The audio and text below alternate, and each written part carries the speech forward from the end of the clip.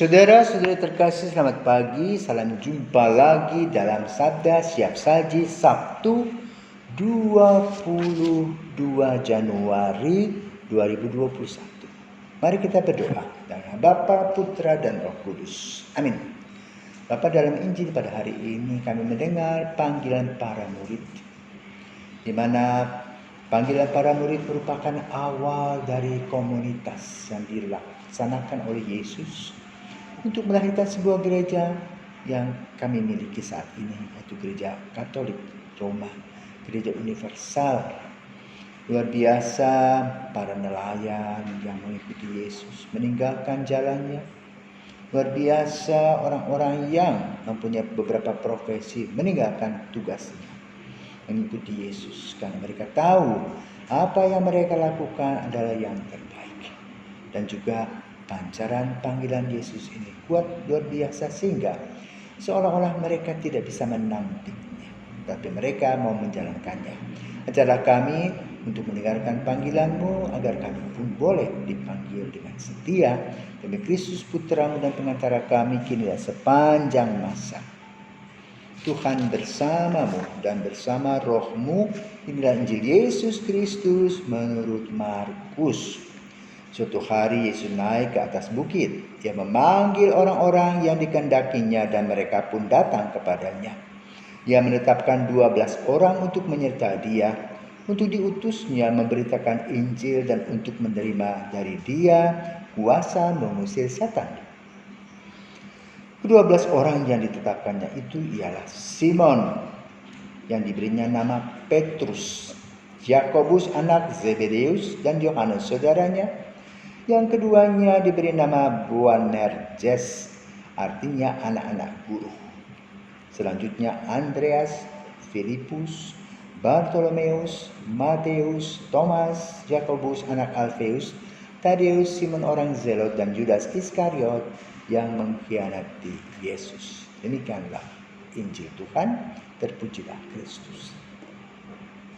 Saudara-saudara terkasih, awal mula Yesus memanggil para murid untuk melanjutkan pertumbuhan iman dan panggilan mereka secara pribadi.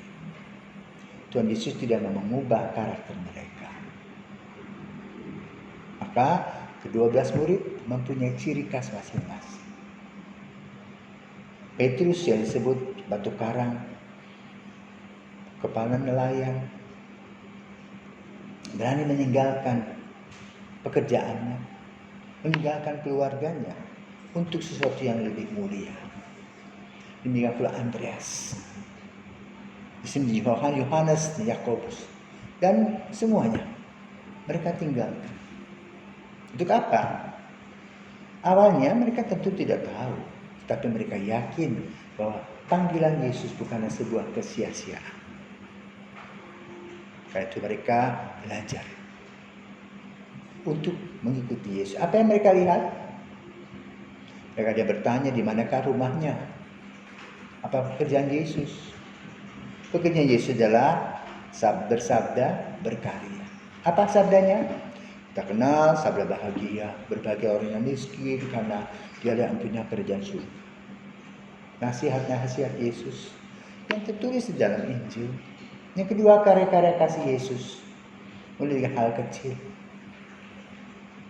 Menegur wanita di sumur, minta air, mengadakan pendekatan, belusukan. Kemudian juga antara lain memberkati mertuanya Petrus sembuh. Di Betsaida juga mengadakan mujizat. Di Bethesda mengadakan penyembuhan.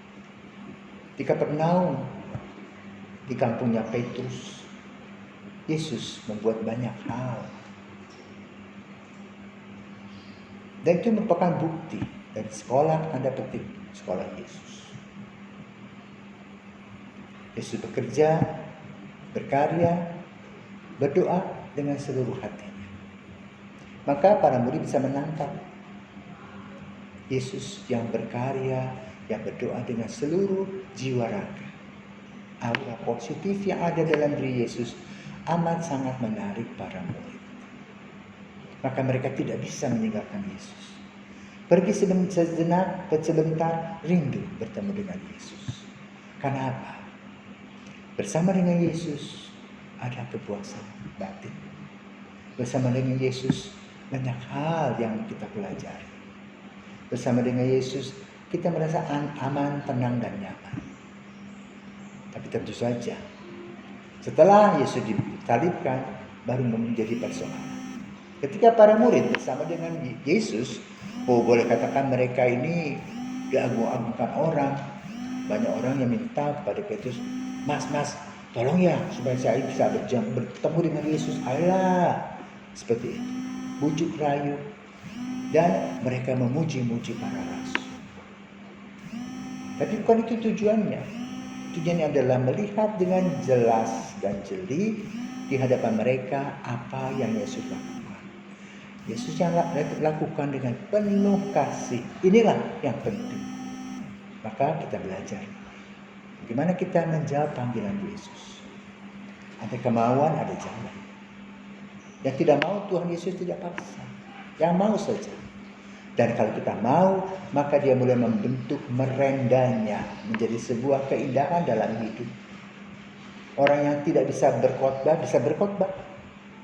Orang yang pemalu menjadi berani karena senjatanya ada Yesus. Bahkan mengusir setan pun berani di dalam nama Yesus. Karena itu dikatakan di sini bagaimana mereka ditugaskan.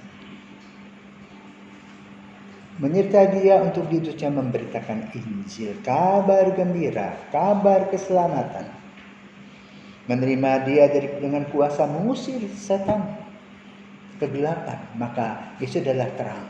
Berbahagialah orang yang berani dan mau mendengarkan panggilannya, berarti dia masuk dalam terang Kristus. Walaupun memang pada waktunya ada pengorbanan, entah waktu, entah diri, entah perasaan, entah pikiran, tetapi semuanya disatukan untuk karya kasih Yesus. Mari saudaraku terkasih, kita yang menjadi murid-murid Yesus, mari terbuka. Biarlah Yesus mengajak dan mengundang kita entah menjadi apa. Apakah menjadi bapak ibu keluarga, apakah hidup dalam membiara, apakah juga hidup secara pribadi, tetapi semuanya mewartakan kegembiraan dan sukacita serta damai sejahtera. Sehingga kehadiran kita bersama dengan orang lain selalu menimbulkan hal-hal yang positif, aura yang menjanjikan kegembiraan dan damai sejahtera. Mari kita saling mendoakan agar panggilan kita masing-masing tetap kokoh, tetap utuh, dan kita menjadi orang-orang yang penuh dengan kesetiaan. Selamat pagi. Mari kita berdoa. Tuhan Yesus Kristus, kami ucap syukur kepadamu untuk panggilan yang telah Engkau lakukan kepada kami masing-masing. Ada yang menjadi bapak ibu keluarga, ada yang menjadi imam, biarawati, bahkan juga yang menjadi bujangan. Semuanya satu di dalam Engkau. Biarlah kami boleh merendah hidup kami sesuai dengan panggilan kami masing-masing, sehingga kami boleh merasakan damai sejahtera. Demi Kristus Putra-Mu dan pengantara kami, kini dan sepanjang masa. Amin.